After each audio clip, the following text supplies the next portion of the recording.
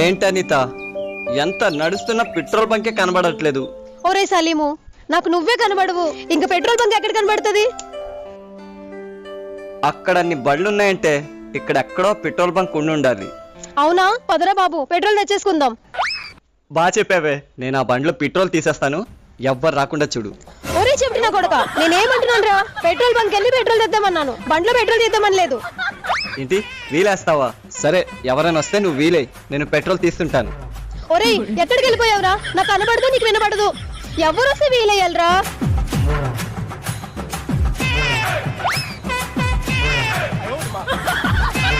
ఒరేయ్ ఒరేయ్ ఒరేయ్, ఏం చేస్తున్నావురా?